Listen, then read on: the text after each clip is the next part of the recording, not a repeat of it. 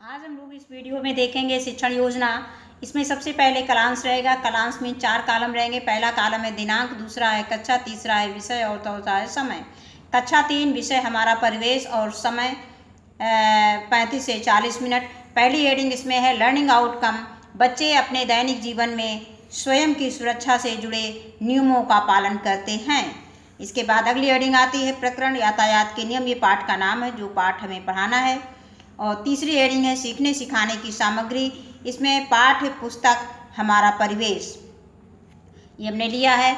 और इसके बाद आता है सीखने सिखाने की प्रक्रिया गतिविधियाँ। इसमें भी 4 कॉलम रहेंगे। पहला कॉलम है क्रम संख्या, दूसरा है चरण, तीसरा है समय और चौथा है आकलन के तरीके।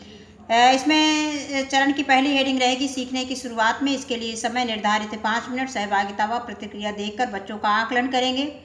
शिक्षक बच्चों को यातायात के नियम संबंधी कविता का हाव भाव के साथ स्वर वाचन करवाएंगे।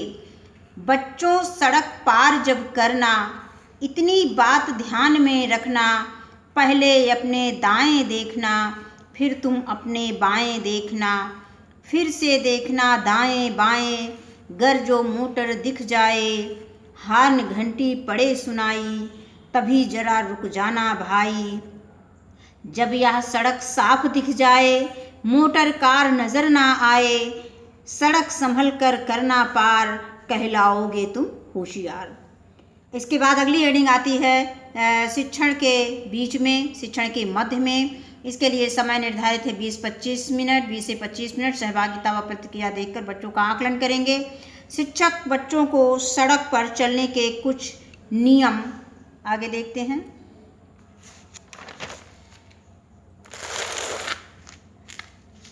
सड़क पर हमेशा नियम बताएंगे सड़क पर चलने के, जो पाठ्य पुस्तक से संबंधित है, पाठ्य पुस्तक में जो दिया गया है। सड़क पर हमेशा बाईं ओर चलें, ये हमें बच्चों को बताना है।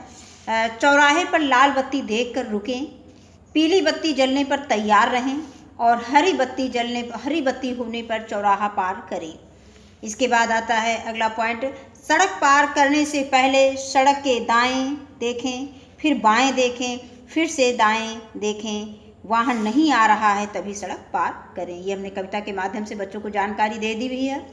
और इसके बाद आता है पैदल चलते समय हमेशा फुटपाथ पर चलना चाहिए और फुटपाथ ना हो तो हमेशा हमें बाईं तरफ, सड़क के बाईं ओर चलना चाहिए, बाईं ओर किनारे चलना चाहिए।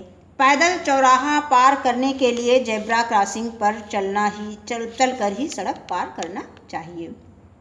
यानी अगर हम पैदल चल रहे हैं तो हमें जहाँ जेब्रा क्रॉसिंग है, अगर चौराहा हमें पैदल पार करना है तो हमें जेब्रा क्रॉसिंग पर ही चलकर सड़क को पार करना चाहिए। अगले इसमें एक चीज़ इसमें नोट में हमने दे दिया है कि ये भारत देश में यातायात के नियम के अनुसार हमें सड़क पर बाईं ओर चलना चाहिए। ये भारत देश में यातायात के नियम के अनुसार बताया गया है कि हमें हमेशा सड़क के बाईं ओर ही चलना चाहिए। यातायात के नियमों का पालन करें। इसके बाद अगला पॉइंट इसमें आ जाता है कि यातायात के नियमों का पालन न करने पर दुर्घटनाएं होती हैं। जैसे पूछा जाए कि दुर्घटनाएं कब होती हैं, तो हम बता सकते हैं कि यातायात के अगर हम नियम का पालन नहीं करेंगे तब दुर्घटनाएं होती हैं।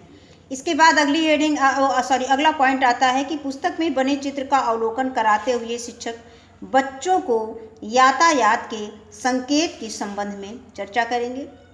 उसमें बहुत सारे संकेत दिए गए हैं, उन सब के बारे में बच्चों के बीच में चर्चा करेंगे और बच्चों को उसको याद करवाएंगे, उसकी पहचान करवाएंगे और उसके बारे में बताएंगे। इसके बाद आती है अगला पॉइंट आता है क्या करें क्या ना करें के संबंध में शिक्षक बच्चों को बताएंगे। आगे एक पॉइंट और है, इसके बाद हमारा दायित्व के संबंध में बच्चों को बताएंगे। इसके बाद आता है शिक्षण के अंत में शिक्षक बच्चों से, इसके लिए समय निर्धारित है 10 मिनट, प्रश्नोत्तर के द्वारा पाठ का आकलन करेंगे, बच्चों का आकलन करेंगे। शिक्षक बच्चों से पाठ के संबंध में प्रश्न पूछेंगे। जैसे हमने पहला प्रश्न लिया है कि हमें सड़क पर किस ओर चलना चाहिए, ये बच्चों से पूछना है। और दूसरा प्रश्न लिया है कि सड़क पर चलते समय दुर्घटनाएं क्यों होती हैं। आगे भी कुछ प्रश्न हमने इसमें लिए हैं और हम लोग अपनी सुविधा के अनुसार और भी प्रश्न इसमें बच्चों से पूछ सकते हैं। फलों के छिलके, नमकीन या बिस्किट के खाली पैकेट हमें कहाँ फेंकना चाहिए। और अगला प्रश्न है चौराहे पर लाल बत्ती जलने पर हमें क्या करना चाहिए। आगे 5वां प्रश्न है, सड़क पार करते समय हमें किसका प्रयोग नहीं करना चाहिए? जैसे मोबाइल है, मोबाइल का प्रयोग हमें सड़क पार करते समय नहीं करना चाहिए। और या जो हम कान में लगा लेते हैं लीड वगैरह, उसका भी प्रयोग हमें नहीं करना चाहिए, यानी गाना नहीं सुनना चाहिए लीड लगा के कान में। और अगला प्रश्न हमने लिया है कि पैदल चौराहा पार करते समय कहाँ से सड़क पार करना चाहिए। इसकी भी चर्चा पाठ में शिक्षण में हो चुकी है, शिक्षण योजना में, कि हमें जब भी हमें पैदल चौराहा पार करना है तो हमें हमेशा जेब्रा क्रॉसिंग पर ही चलना चाहिए। तो ये बच्चे अपनी समझ के अनुसार इसको बताएंगे। शिक्षक उपयुक्त प्रश्नों का उत्तर प्राप्त करने में सभी बच्चों का सहयोग लेंगे। आगे आता है प्रदत्त कार्य गृह कार्य असाइनमेंट। शिक्षक बच्चों को घर से अभ्यास प्रश्न 5 करके लाने को कहेंगे। और इसके बाद अगला है कि शिक्षक की आगामी कार्य योजना। कक्षा शिक्षण के दौरान बच्चों के आकलन व फीडबैक में आई कठिनाइयों को ध्यान में रखकर शिक्षक आगामी कार्य योजना का निर्माण करेंगे। धन्यवाद।